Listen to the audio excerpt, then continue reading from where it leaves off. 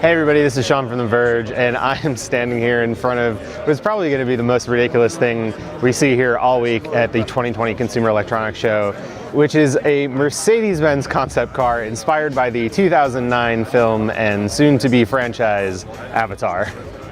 Honestly, there's a lot. I don't really know where to start with this car. It is a concept car first and foremost, which means that this thing is not going to be on the road anytime soon. And it's really meant to be a showcase for a lot of different technologies that Mercedes-Benz has spent some of the last couple years working on, whether that's autonomous vehicle technology, electric vehicle technology, or human-machine interface interaction, user experience inside the cockpit kind of technology. But first, I think we should just talk about the look of the thing. There are 33 bionic flaps or scales going all the way up the rear end of the car that move up and down, and Mercedes-Benz says they could potentially be used as a way of communicating with maybe other vehicles on the road, pedestrians who are crossing around a car.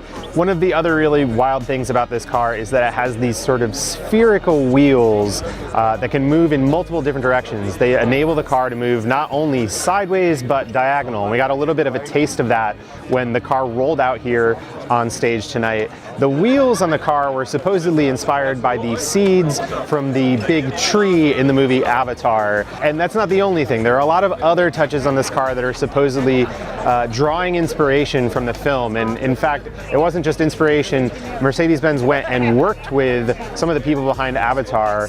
Like pretty much every other automaker on the planet right now, Mercedes-Benz and its parent company Daimler have laid out pretty big, ambitious goals for reducing their carbon footprint over the next 20 or so years. And so that's really where I think the inspiration actually came from this car. The company wanted to present a concept that was going to reflect how they are thinking about these green, sustainable technologies. And so they decided to make this car, which is an electric concept car. It has, sort of vegan leather on the inside. It has recycled plastics used on the interior materials.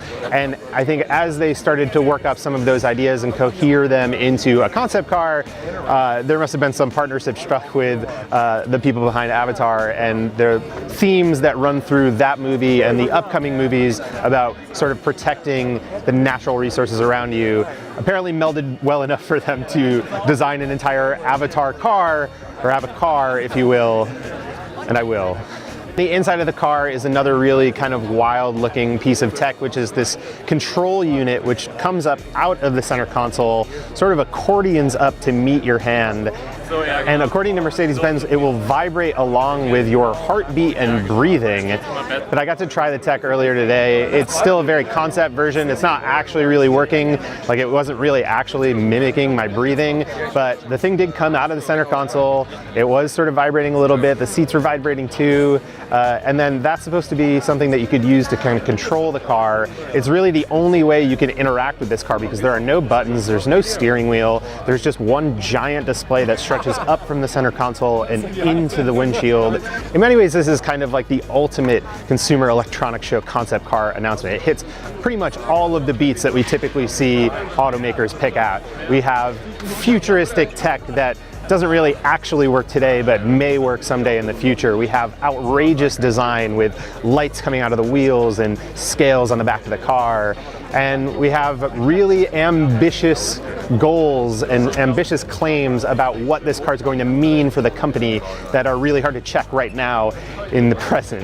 And to top that all off, we have a partnership with an entertainment company and a massive piece of IP that people are really familiar with. Puts all of those things together into one package that is admittedly pretty radical, and I certainly wouldn't mind to drive, but it's definitely the most ridiculous thing we're going to see this week.